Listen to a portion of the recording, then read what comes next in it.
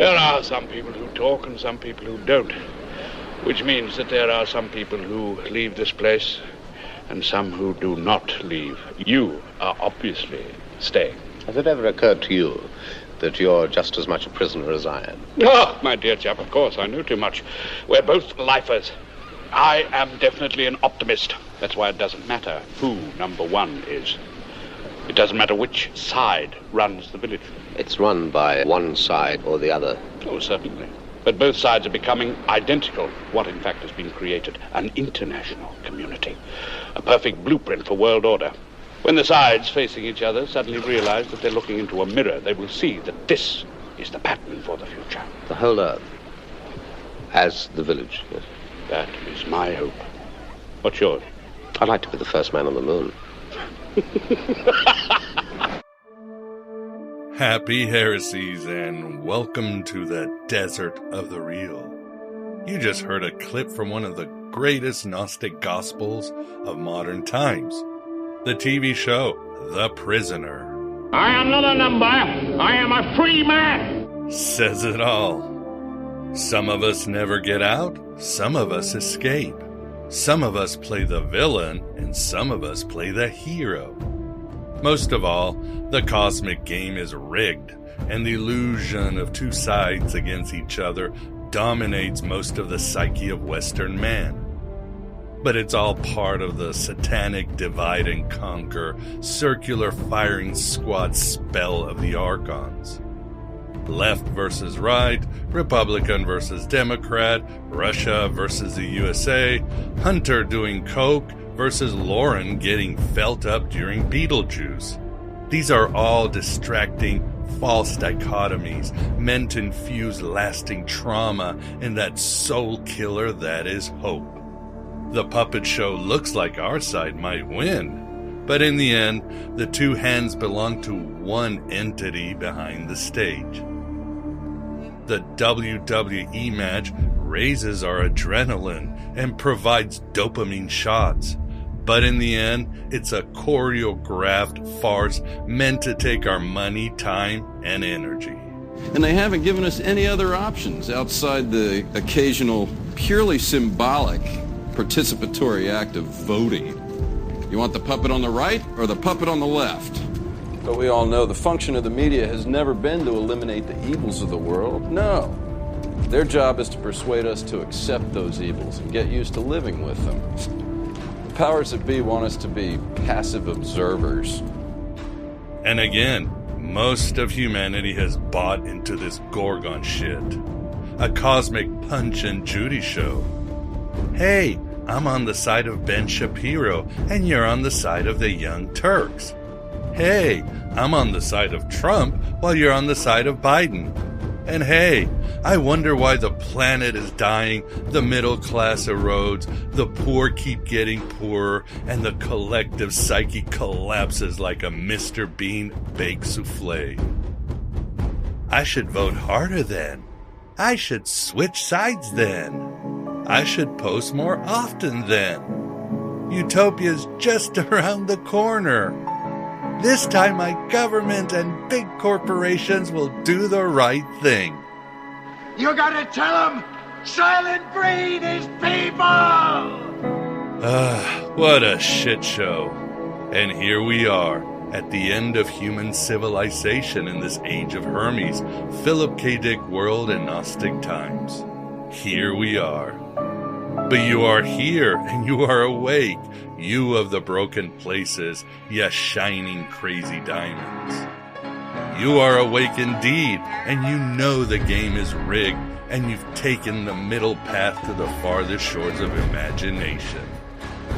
You are awake, yes, and you are amazing, and you're gonna do so many wonders. So honored you are here with me on this dark odyssey. Your host, Miguel Connor. I don't give two fucks, but I am telling you right now, that motherfucker back there is not real. Welcome to Aeon Bite. We don't take prisoners but liberate them. We are not the final authority on anything but hope to be an endless possibility for everything. You are the final authority, have always been. You're writing your own gospel and living your own myth. I know who I am. After all these years, there's a victory in that. Seems to me that the dark has a lot more territory. You're looking at her on the sky thing. How's that? Well, once there was only dark. Yes, any light's winning. Ready to finally find the Philosopher's Stone? This is the show for this, I say. Get ready for some ball-tingling gnosis, for I have the pleasure of being joined by Richard Kretz, who will be discussing his fantastic new book, The Alchemical Search for the Unified Field, Pythagorean, Hermetic, and Shamanic Journeys into Invisible and Ethereal Realms. Yes, Richard will deliver on all these keywords from his book. And yes, he will reveal the truth about the Philosopher's Stone like no one ever has. I don't want to give any spoilers, but let's just say it's right in front of you right now. Or should I say, within you. I remember I am energy, not memory, not self. My name, my personality, my choices all came after me. I was before them and I will be after, and everything else is pictures, picked up along the way. Fleeting little dreamlets. We need the gnosis of cats like Richard more than ever. Or we won't even be Johnny Cash bodhisattvas or spiritual entrepreneurs, because the entire human race will be transformed into nothing more than a Cylon, Borg, or zombie colony. We're that close to Yaldi-Baldi having complete control over the collective consciousness. The sheeple aren't going anywhere. They like my world. They don't want this sentimentality. They don't want freedom or empowerment. They want to be controlled. They crave the comfort of certainty. To show you how low we've come, let me summarize a study from the University of Virginia. Participants were asked to spend time alone in a plain room on the college campus for 6 to 15 minutes. They were instructed to entertain themselves with just their thoughts, without falling asleep or using any distractions. The results showed that most participants cringed while spending time alone with their thoughts. They found it difficult to concentrate as their minds wandered, and that the experience was unpleasant. Many said they would pay money to avoid repeating the task. Remarkably, in a follow-up trial, many male participants opted to give themselves mild electric shocks simply to have something to occupy their minds, rather than sit alone thinking. This dramatic choice illustrated just how averse some were to being left alone, devoid of any stimuli. I haven't had this much fun since I was at a nudist colony and accidentally backed into a meat thermometer. Isn't that pathetic? People can't even be with themselves, let alone dare the inner journey. If it were me in that room for 6 to 15 minutes, I'd be excited. I'd do me some meditation, active imagination exercises, healing stretches, or speculate on some philosophic issue or creative endeavor. Mind you, the study was conducted in 2014, so imagine how much worse it is in 2023. Monkey minds unable to deal with monkey thoughts. A little bit about myself. I'm in a polyamorous relationship with 2 life-size companion dolls. I also do up-close sex magic. I both read and masturbate to tarot. Or as Jung said, people will do anything to avoid facing their souls. They will practice Indian yoga and all its exercises, observe a strict regime of diet, learn the literature of the whole world, all because they cannot get on with themselves and have not the slightest faith that anything useful could come out of their own souls. If people can't control their own emotions, then they have to start trying to control other people's behavior. Oh, you're just being a drama queen, Miguel, says rhetorical NPC on the internet. Sure, bro. That's why 2022 saw more deadly drug overdoses than the Vietnam and Iraq war deaths combined.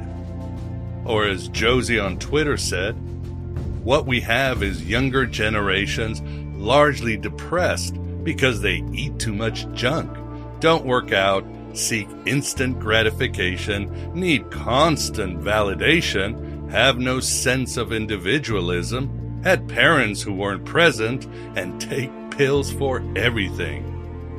We have a growing civilization of dopamine addicts pumped full of chemicals. What a Kali Yuga mess. You went into a store, an actual honest-to-God store, and you bought something. You didn't ask questions or raise ethical complaints. You just looked straight into the bleeding jaws of capitalism and said, "Yes, Daddy, please." And I'm so proud of you. I only wish you could have bought more. But what about some solutions, Miguel? Says rhetorical NPC on the internet. I got them, bro. And try them next time you're stuck in a room for 15 minutes. They come from Adrian Smith's excellent presentation on the demiurge and totalitarianism in our last Finding Hermes meeting, based on his also excellent book, A Prison for the Mind. Here they are, and I do think they will help thee.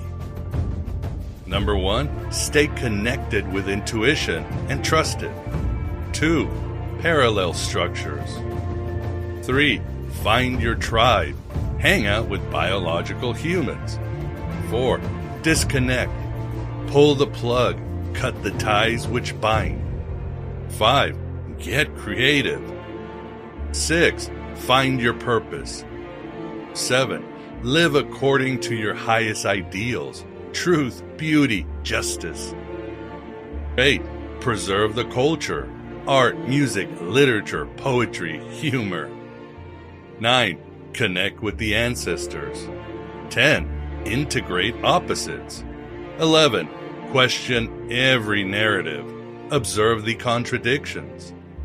12, hear all the alternatives. 13, rise and rise again until lambs become lions. We do not consent. People should not be afraid of their governments. Governments should be afraid of their people. Well said, Adrian. And Richard will further expand on many of these points in our interview.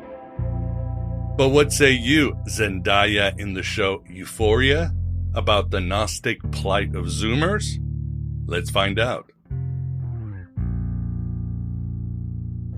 I was once happy, content, sloshing around in my own private primordial pool. Then one day, for reasons beyond my control, I was repeatedly crushed over and over by the cruel cervix of my mother, Leslie. I put up a good fight, but I lost. For the first time, but not the last. And then, without warning, a middle-class childhood in an American suburb. I don't remember much between the ages of 8 and 12. Just that the world moved fast and my brain moved slow. Okay. Until every second of every day you find yourself trying to outrun your anxiety. And quite frankly, I'm just fucking exhausted. I just showed up one day without a map or a compass. And I know it all may seem sad, but guess what? I didn't build this system. Nor did I fuck it up. And then it happens. That moment when your breath starts to slow. And every time you breathe out all the oxygen you have. And everything stops. Your heart, your lungs, and finally your brain. And everything you feel and wish and want to forget, it all just sinks.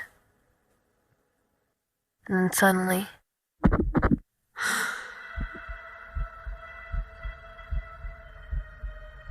you give it air again, give it life again. And then over time, that's all I wanted. Those 2 seconds of nothingness.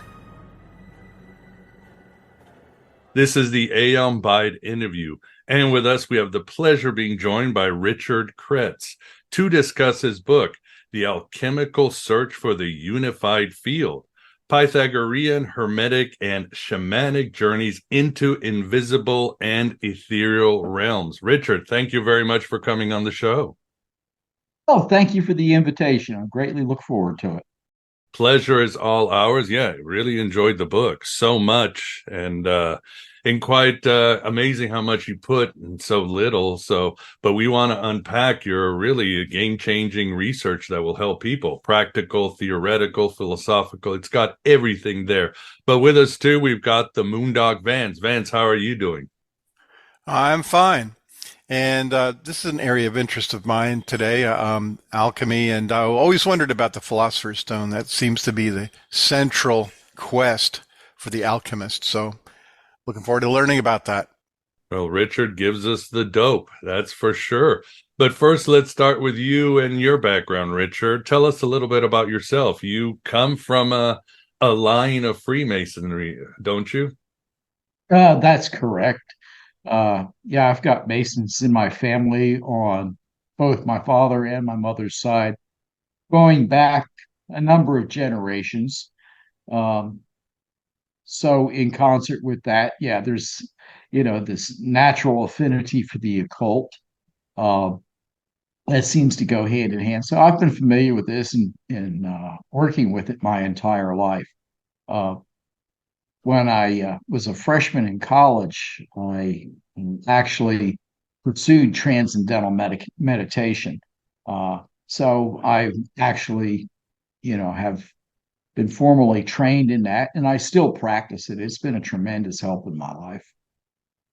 Good deal. Good deal. And how did you come to write the book? I know in your book, you kept asking your brothers over at the lodges and so forth about the deeper questions and this and that. And they would always come with the answer, well, it's in the right. It's in the right. And you were like, okay, there's got to be something else. Tell us a little bit about this process of going even deeper than what seemed to be provided. Okay. Well, to kind of digress for a moment, and then I'll use this as a segue to answer your question, is that I could give you a canned response and say, oh yeah, I'm a lot like Robert Langdon in Dan Brown's Da Vinci Code, Right. the symbologist, right? So that's one aspect of me. The other aspect is you could say, okay, if you've read Carlos Castaneda, the Aki Way of Knowledge, for example, and his sorcerer Don Juan, yeah, I incorporate that as well. So it appears as though you've got these opposite ideas going on. So what I have tried to do is in this book is to blend that together, the Western occultism along with the Native American shamanism. But to directly answer your question, I had a lot of questions when I became a Mason. I had this expectation that, okay, yeah, my family has a background in Masonry, but they didn't talk about it. Not at all. It was just enough to know, yeah, my father and my grandfathers were Masons, but there was no discussion about what the fraternity was about. So when I was raised up as a Mason, I thought, well, I'm going to finally learn what all these great secrets are. Well, it doesn't quite work out like that. You have to remember the average age of a Mason today is pushing 70. It's late 60s to early 70s, and the life expectancy is just somewhere in the neighborhood of around 78, for a man.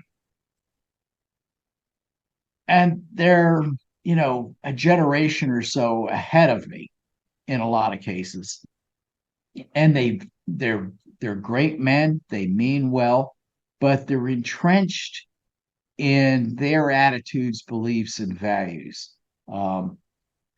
They're not very flexible in changing, and they don't like questions. So when someone like myself comes along, I'm considered a heretic. I'm not afraid to ask questions, and that scares people.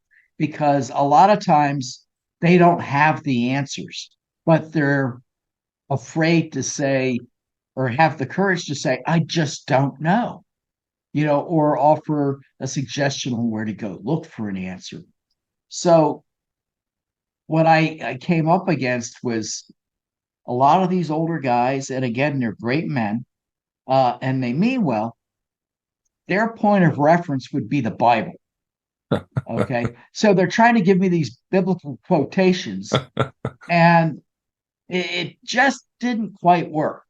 And when that didn't work, they tried to dazzle me with dance steps, using some existentialist philosophical crap, that they really didn't understand. So they're just trying to BS me. And it's all because they just didn't really know the answers. And as a result, if you go back and you look 150 years ago, folks, believe it or not, were much more so occult oriented. They knew a whole lot more about it. And you can see this in the writings that were out there. And if you go back to like 1850 up into the late 1940s, 1950s, you'll see there's quite a bit of occultist and esoteric material that is out there, and it's pretty good. But if you look what's available today, or that's been published over the course of the last 75 years, roughly, the quality and the quantity just is not there. It really isn't, and I hate to say that. So that was the issue. And my thoughts were, I've got all these questions.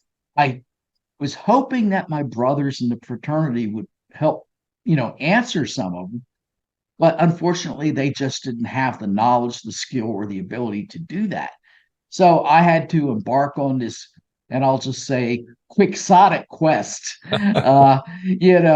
chasing windmills in search for answers. And like Don Quixote, a lot of times I felt that I was just riding an ass. So, that's just the nature of the beast. When it came to this book, over the course of over 20 years, as a Mason, I had all these questions. I had acquired a lot of knowledge. And I felt that if I had these questions, you had the same questions. The difference being is I put in a lot of time and effort researching to find where these answers might reside. Really, it was a quest for truth. You cannot accept what is given to you in a classroom or what some alleged authority figure may say. You have to be able to go out on your own, perform your own investigations, and arrive at your own informed opinions based on what you have learned, not what someone has told you. And that is really probably the most important aspect of being a heretic. So, yeah, my Masonic brothers, they got a little bit frustrated with me because they didn't have answers. I had all these questions, and they would tell me, oh, it's in the ritual. It's in the lectures. Everything you need to know is right there. But they themselves couldn't explain it. So again, it came back to, I had questions, you've got questions, and I felt that it was incumbent upon me to share that knowledge. So perhaps, if I'm able to reduce the amount of time that you need to investigate a question, you can apply it to another question and hopefully move things a little bit further down the path esoterically.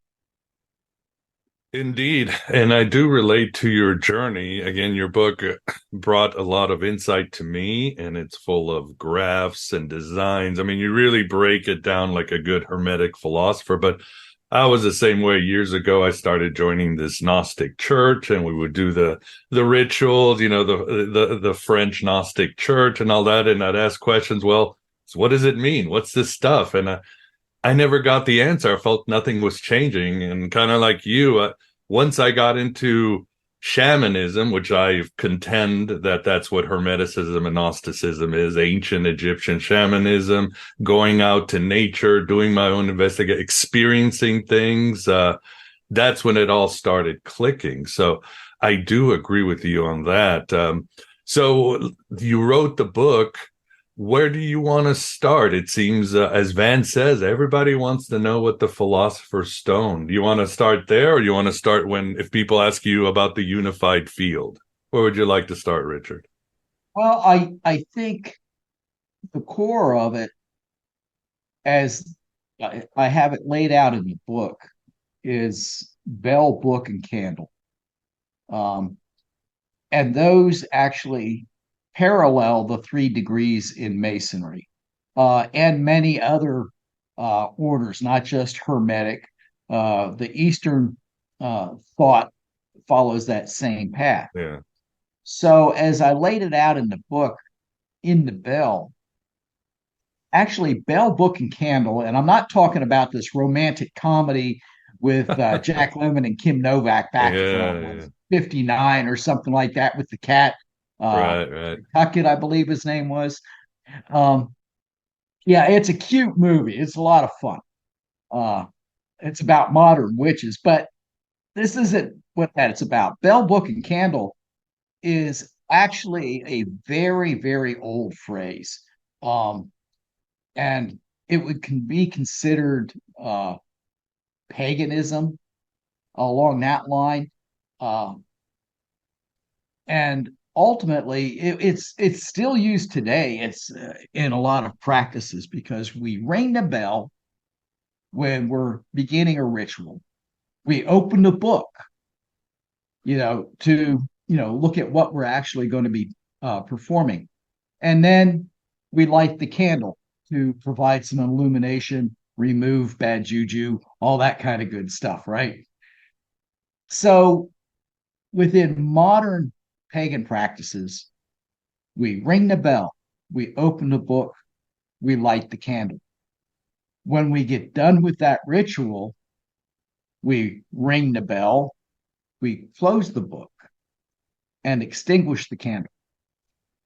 Now, the Catholic Church jumped on board with that, believe it or not, and folks don't realize that regardless of what the church might say, it's practicing high magic. It is. Bottom line, stuff that's been handed down for thousands of years, going all the way back to Mesopotamia, Sumer, Egypt, all those places. It's the same thing. It's a form of high magic. So when the Catholic Church encountered somebody like myself and said, "Oh, point the finger, you're a heretic," we're not going to have anything more to do with you because you ask too many questions. Everything you need to know is in the liturgy and it's in the ritual.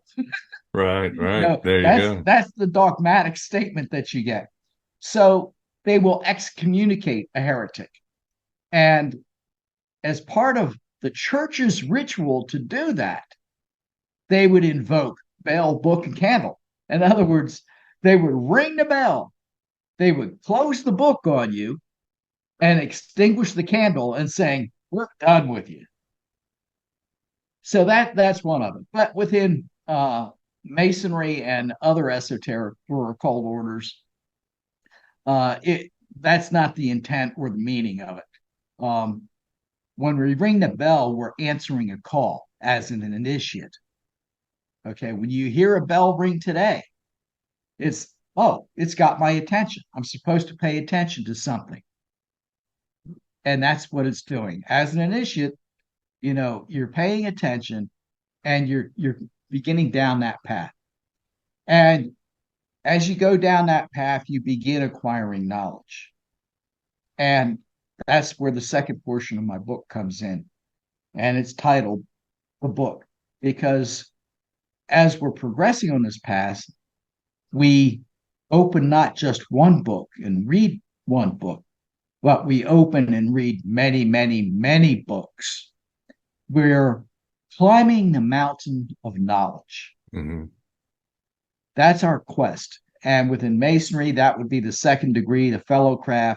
They refer to it as laboring in the quarries, but is actually in the older orders climbing that mountain of knowledge.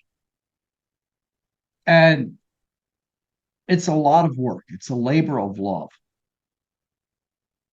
But then at some point, we've kind of moved beyond that.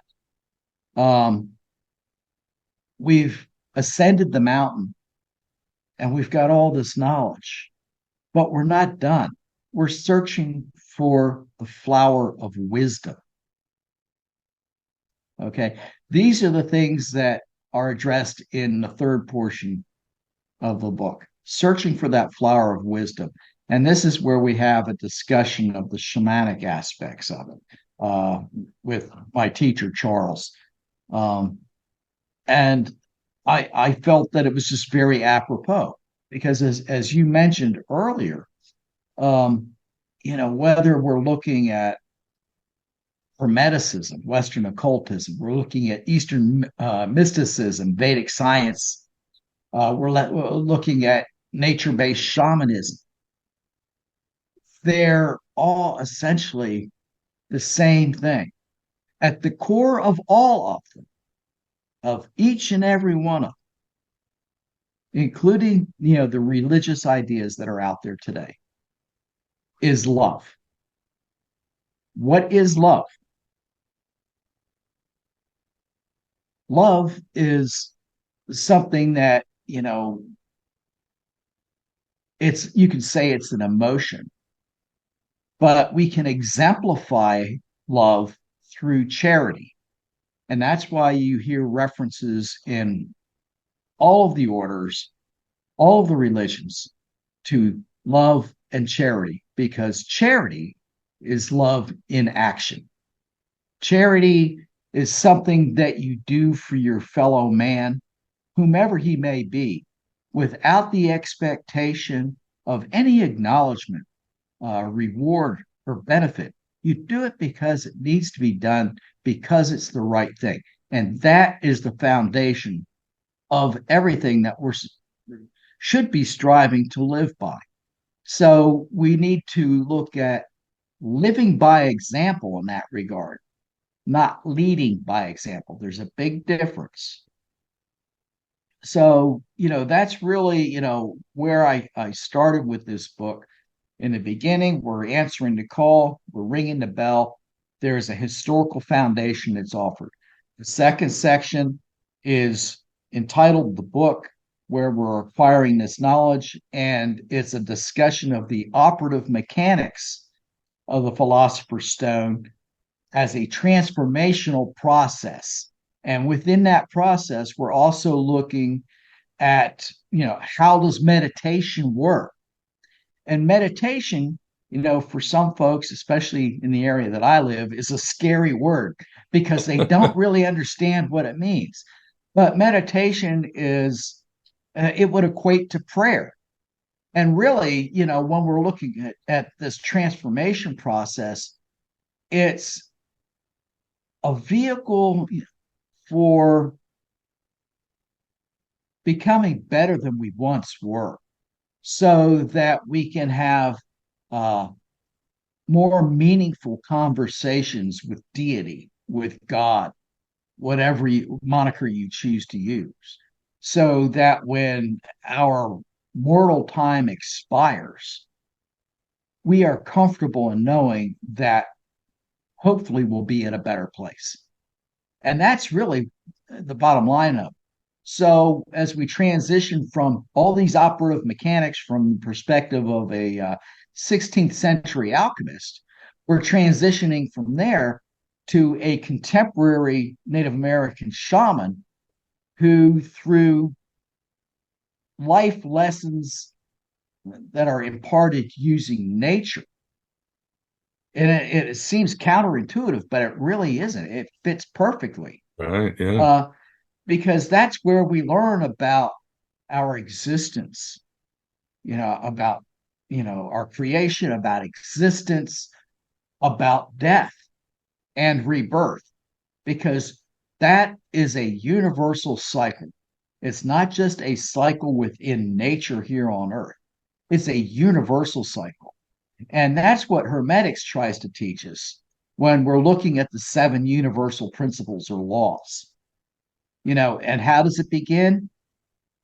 Often, you'll see at the very top of the list is mentalism, where the all is part of everything and everything is part of the all. And then we can go on down from there. But that's the basis, the premise of the book from which it operates. It was written because I had questions and you have questions that needed to be answered. And then I had to come up with, well, how can I convey this knowledge? How can I communicate these ideas to people that have questions in a way that they can understand it? And more importantly, Miguel, in a way that they can use in their daily lives. I have to provide those examples. I have to live by example in doing that. And my hope is that perhaps this book, even though it's small, will set a standard for others to follow. I think it does, Richard. It's got everything, the historical, the practical. Again, you have plenty of graphs on the alchemical process, the symbolism, but again, it's very useful. It gets to the heart of it. It reminds me of there was a quote that I love by Bob Thurman. He's actually Uma Thurman's father, but he's a Buddhist master. And once they ask him what's enlightenment, he said, oh, that's easy. Being useful. Once you're useful to others, you are in the zone. You're there. That's simple as that. Exactly. The phrase I use, because I hear it all the time, and I'm sure you do as well. Well, what is our purpose? All right. Our purpose is to live. That's why we are here, for no other reason. So, if we're going to live, that means that for whatever deity that you have an affinity for, you should be the best, live as the best person that you can be.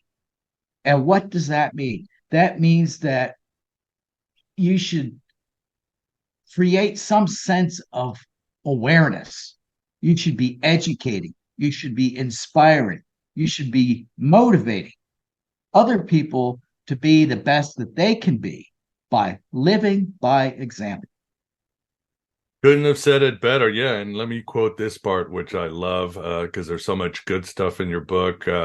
You say about the Philosopher's Stone. Some people are probably thinking, no, I want immortality. I want wealth. There's got to be something else. But as you write, from a Hermetic perspective, it can be argued that finding the Philosopher's Stone represents attainment of the all, of achieving enlightenment.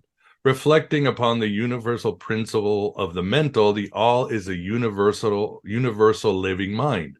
A mind is made up of feminine negative energy blended with masculine positive energy, grounded by temper, decision, and action. Therefore, the all is emotion, thought, and decision of the mind translated into energy as action by the body. The all is both the individual, microcosmic, and collective, macrocosmic, mind and body. So that pretty much says it all if people are still wondering about alchemy and Hermeticism. It's what you just said, but in a Hermetic way. Yeah. And as you've mentioned, it's not a very thick book. It's 192 pages.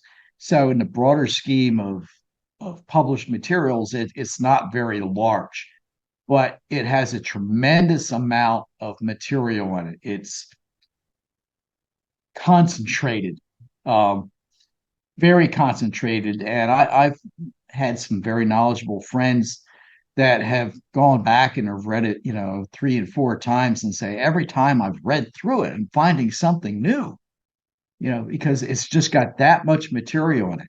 And the other thing in concert with that, it's a matter of perspective. And as you become a more enlightened being, as you're moving further down the path, you become aware of more things.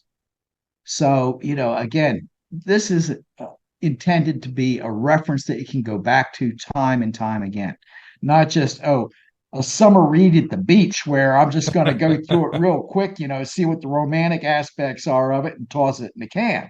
Now, this is something that, if you're like me, I will go through and do a read first, and then I'll come back and I'll dog ear and I'll highlight, make little notes out on the side, And again, use it for a reference because it will help you for many years to come. I would agree. I mean, you've got everything. For example, what I caught my eye, and everybody's different, but like how you talk about the caduceus as a spine and it goes up into enlightenment. And then you talk about the sympathetic, parasympathetic mind and how it can make it work. And again, that's for me what caught me because I've been so much into Hermes as my deity the last 2 years or so. But you've got everything, the chakras, you compare those to the pillars of Freemasonry. I mean, you've got it all. You've got it all in this book. And for people who want all the sacred geometry, oblong, square, you also provide that. So there's something for everybody in this book who's searching. Yeah, well, I'm glad you touched on that, Miguel.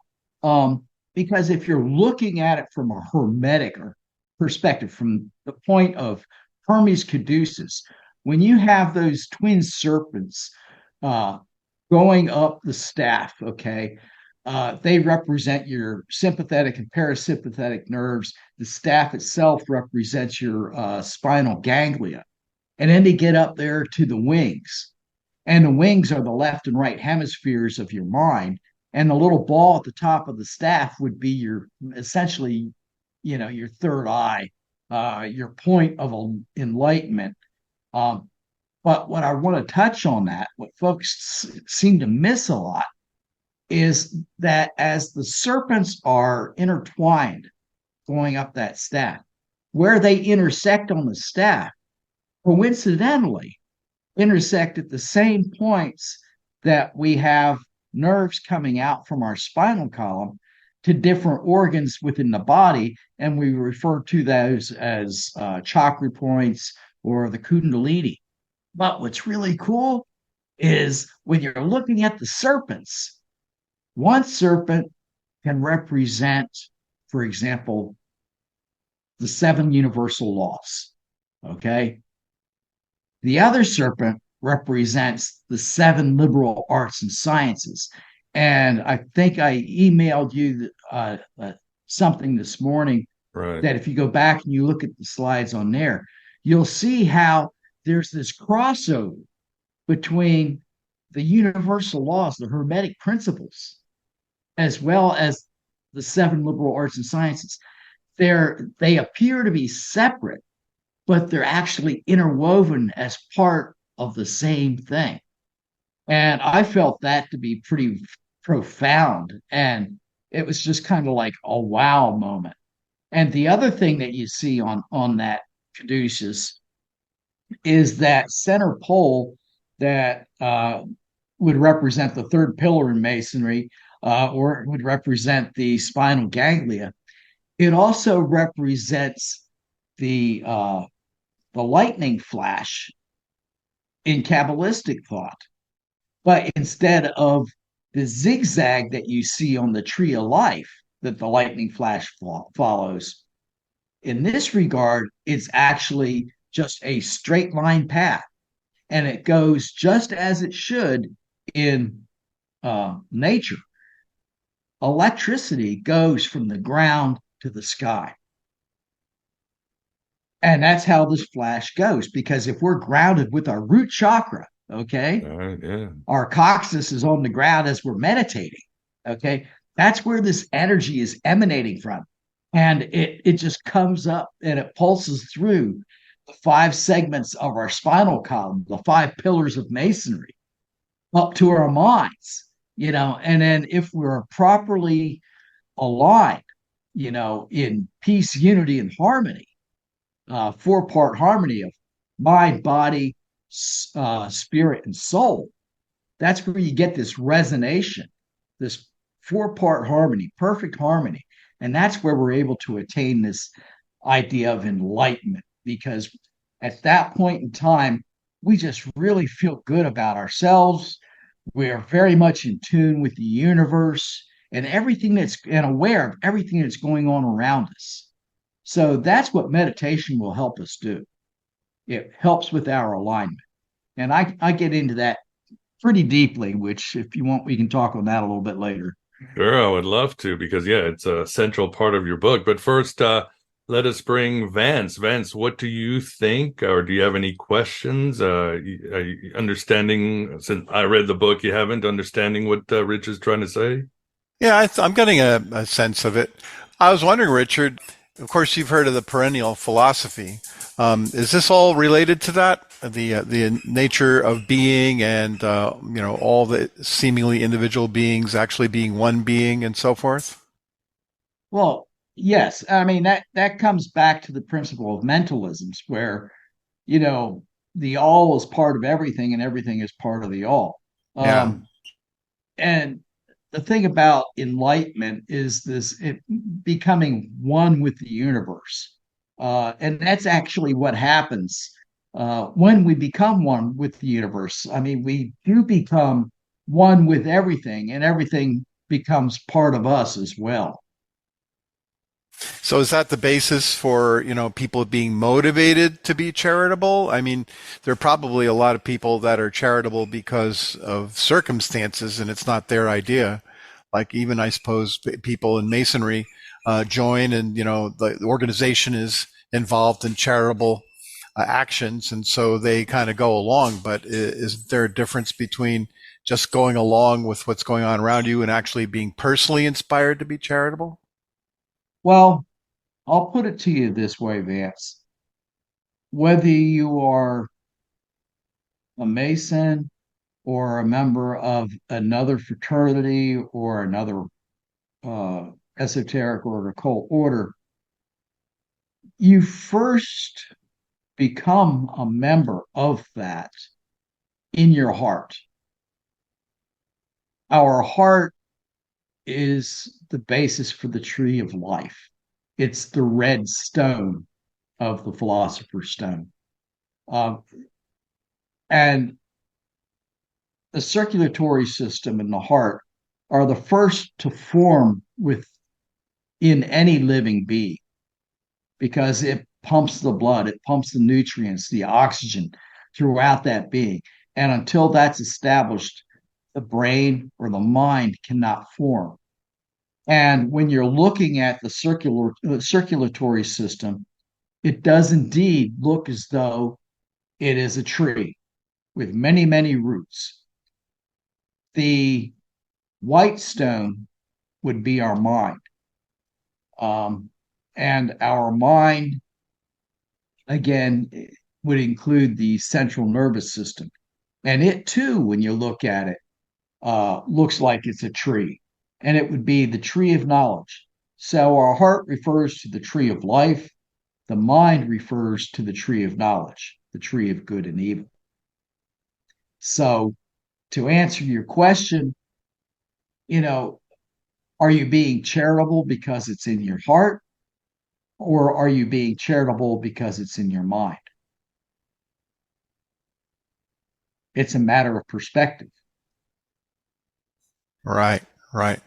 When you are relating, the state of Masonry these days with the older people getting set in their ways and so forth and not wanting to answer your questions, it makes me think that those people have kind of lost that spark of the heart because they're not relating to you. They're just flipping you off with, "I'll go look at the rituals or do this or that." But, aren't there once in a while, master masons or whatever that haven't lost the spirit that, might help a young person first getting into Masonry? Well, they all will definitely try to help as best they can. But being human, number one, we're fallible. It's just the way it is. And we're mortal. We don't, know everything. The challenge is that, for us being fallible human beings is to admit, our faults, that to admit that we don't know or understand something to someone that is younger, and asking questions, because that person is looking to us for an answer we don't have. And if we give them a wrong answer, a blatantly wrong answer, then they're going to lose respect for us. And I think that's part of it.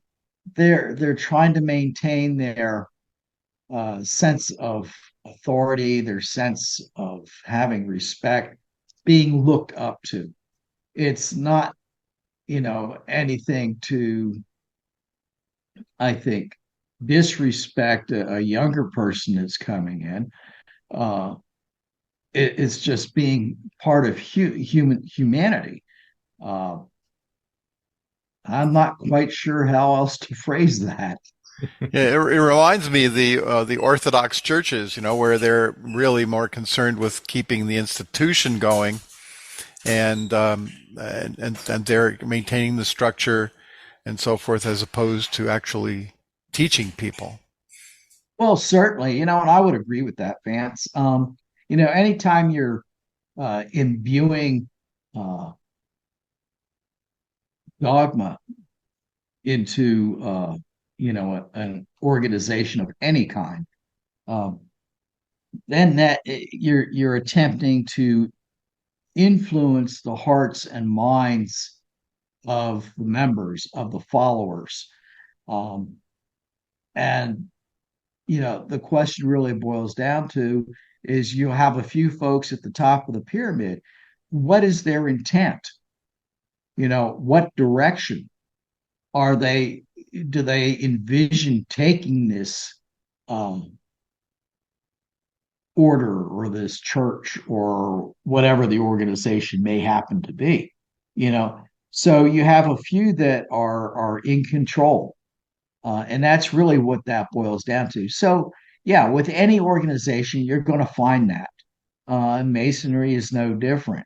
You have a few people at the top of the pyramid that say, okay, this is how we expect you to believe and how we expect you to behave. And if you deviate from that, just like the church, we'll excommunicate you.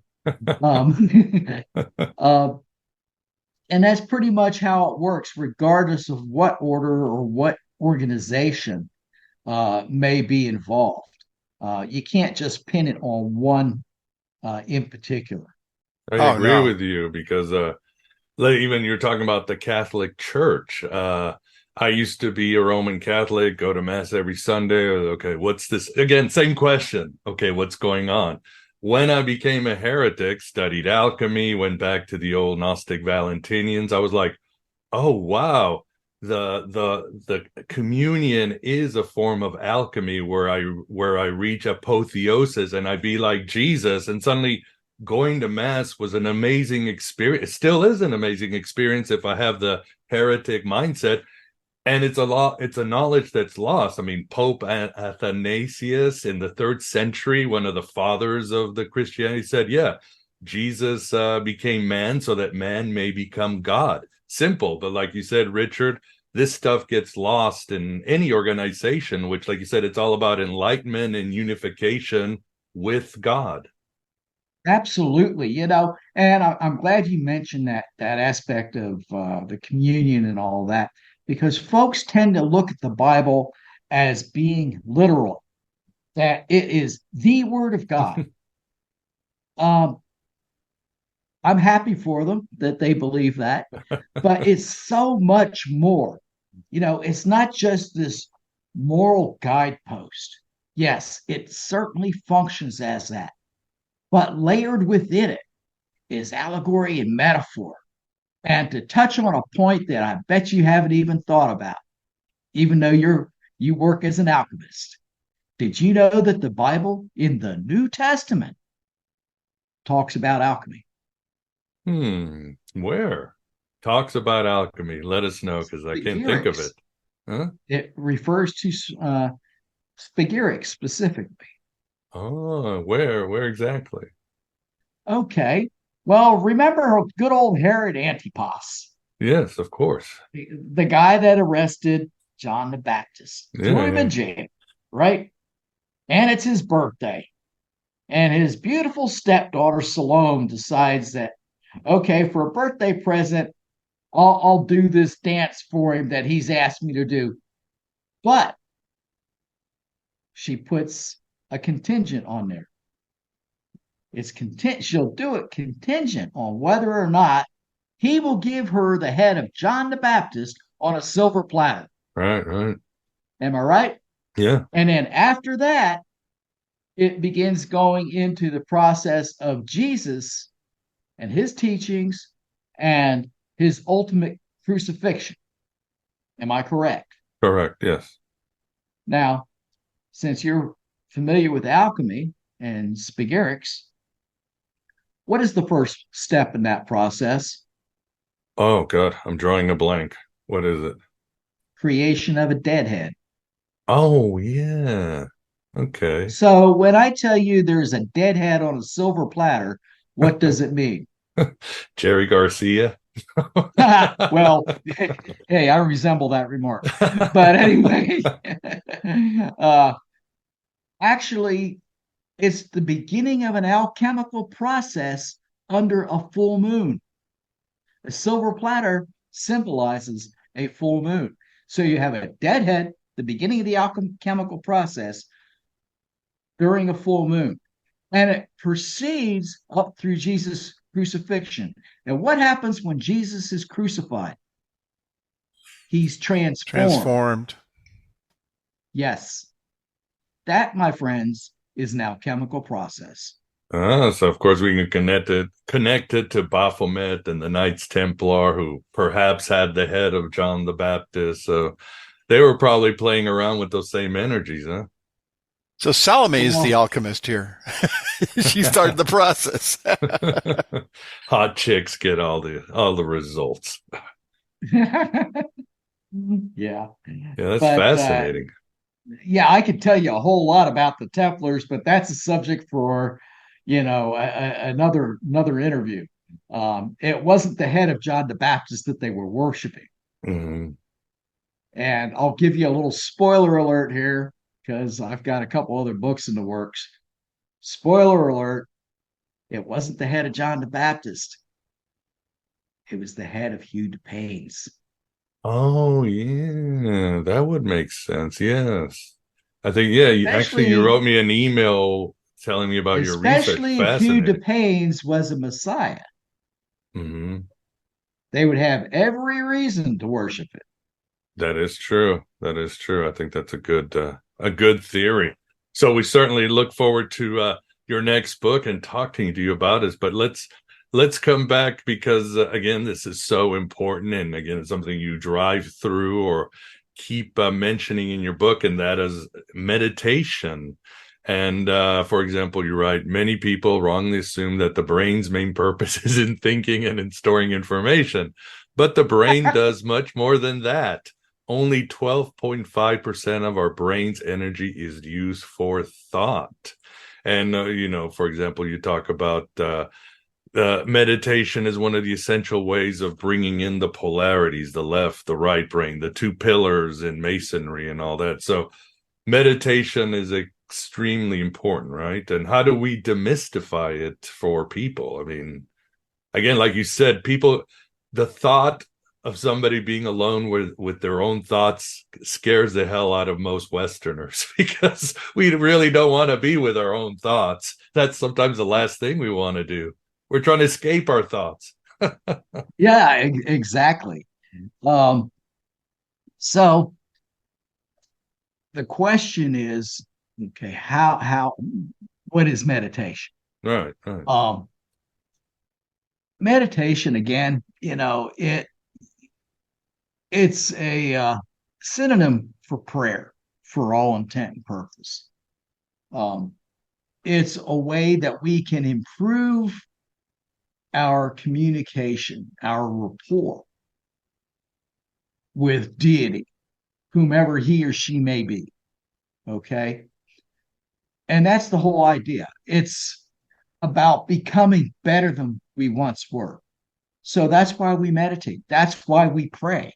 And folks don't realize that when we're praying, we're actually chanting. It's, a lot of times. Sometimes it's very recognizable. Other times it's a little bit more subtle. So how does this all work? Well, our body is an electrical system. And for an electrical system to work, think of the electrical system in your house.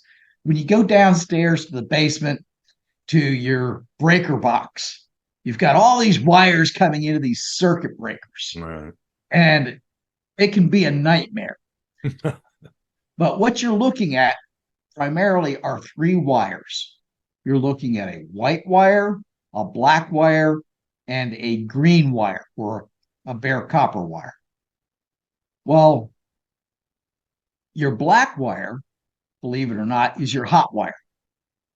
That would be positive. That would be your masculine aspects of it. It, in Hermetic terms, that's where you find your structure.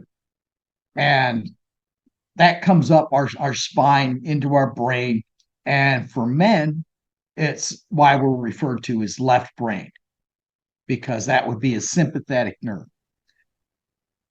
Our parasympathetic nerves would be the white wire.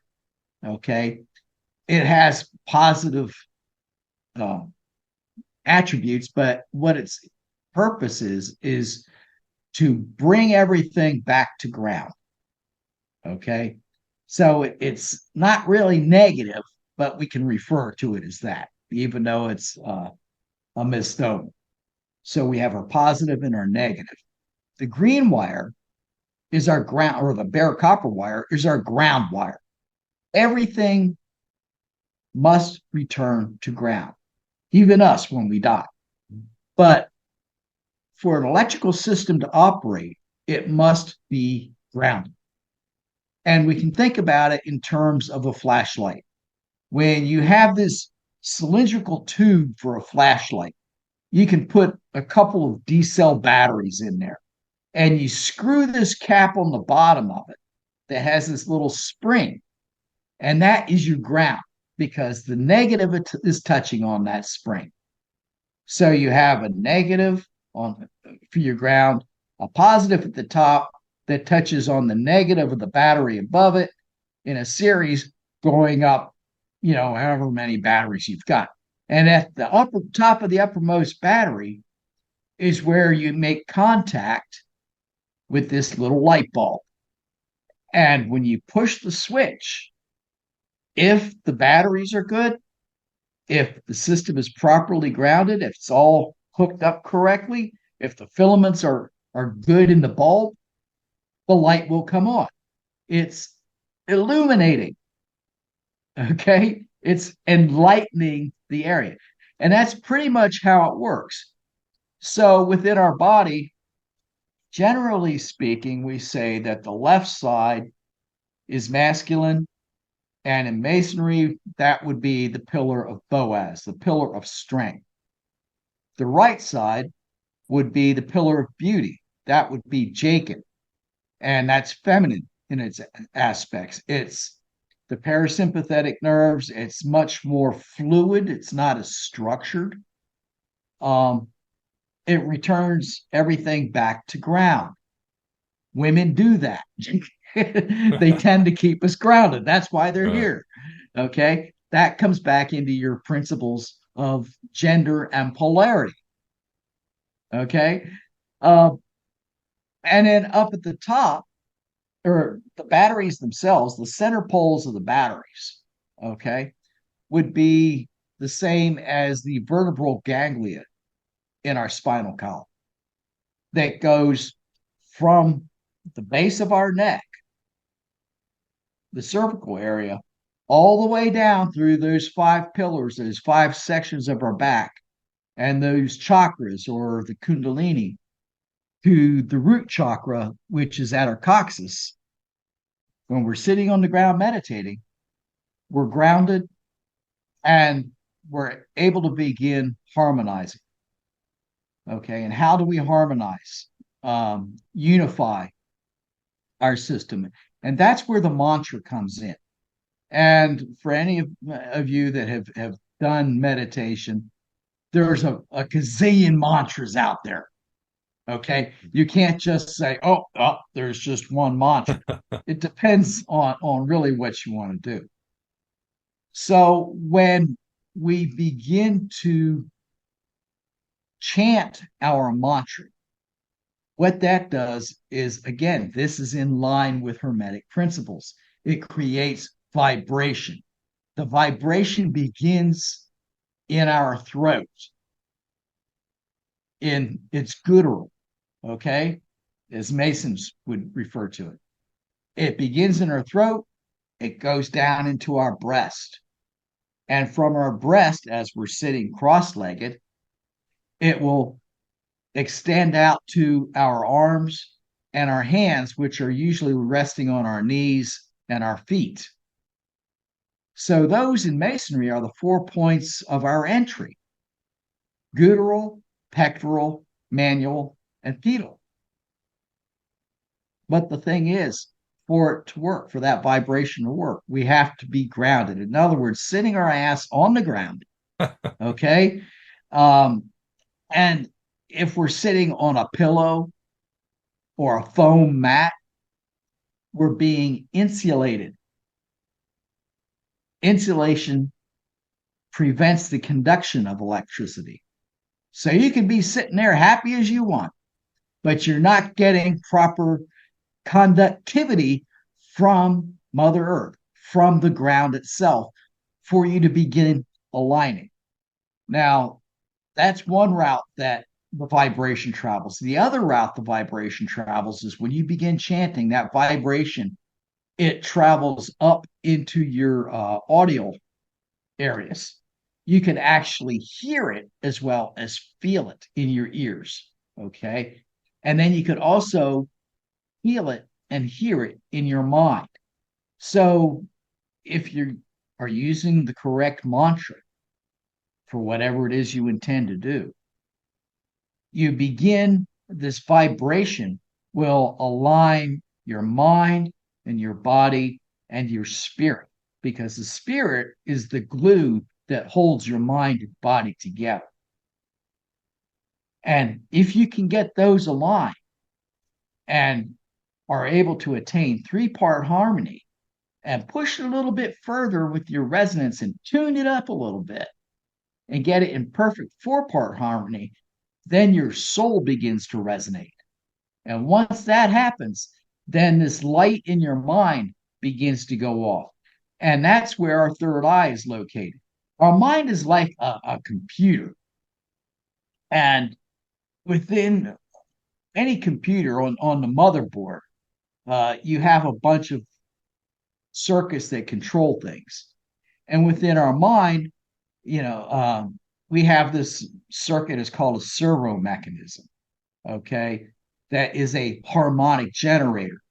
And when I speak about the third eye, folks will jump on there and say, oh, yeah, I know what the third eye is. That's our pineal gland, right? Of course. Well, yeah, kind of, sort of, but not really. The third eye consists of the pineal gland, pituitary gland, and the thalamus. And to relate that to an electronic circuit, it would be like having a resistor, an inductor, and a capacitor. They work together to control the circuit. That's what a harmonic generator does. It provides balance, equilibrium. And that's what we're really trying to do. So what is the third eye really? Well, it's the thalamus, pituitary gland, the pineal gland. In other words, it's emotion, thought, and decision. That's what's going on up here. And then it all goes back down through our central nervous system. What we're trying to do is get that to align with our mind and our body, open up that third eye so that it's resonating, it's vibrating in harmony with our mind, our body, and our spirit. And that's, when we get that alignment, that's when we feel this sense of euphoria, this rush. And things aren't about us as individuals anymore when that happens. We have moved well beyond ourselves as a person. We've become what they refer to, again, is the mentalism, the all. The all is part of everything, and everything is part of the all. We realize that we are a microcosm within the macrocosm of the universe. And really, at its core, we're no more significant than the microbe on an anthill in the middle of the Congo. And that's where we begin to realize, hey, life isn't about me. Life is about so much more that you can't even begin to try to embrace it and describe it. You know, it's finally coming to terms with, you know, unity, you know, and harmony with the universe as a whole. You know, again, it's not just about us. It's not just about us and our family or our friends or our colleagues. It's about the whole of life. You know, it's about our relationship with other life forms, whether it's plants and animals on this earth, other organisms, because essentially the earth is nothing more than an organism itself. And everything that's going on way out beyond us. And really, is it just within our perspective of a universe? Or does it transcend dimension and multiverses and many worlds? You know, so, you know, if you go back and you've watched the movie 2001: A Space Odyssey, you know, of course, yeah. Where Dave at the end, you know, he becomes this a star child, you know, and that's what he says. It's very scary, but it's very beautiful. It's amazing. And that's all you see. Is kind of like the alchemical child. You see him in an embryonic state, sucking his thumb, and then, you know, he blossoms from there and grows. So that's my take on it, for what it's worth. Do you want to share? I don't think you have a website. Just tell people go buy the book at the usual suspects, or what do you want to say? Yeah, the usual suspects. That's a good way to phrase it. I actually do have a website. Oh, okay.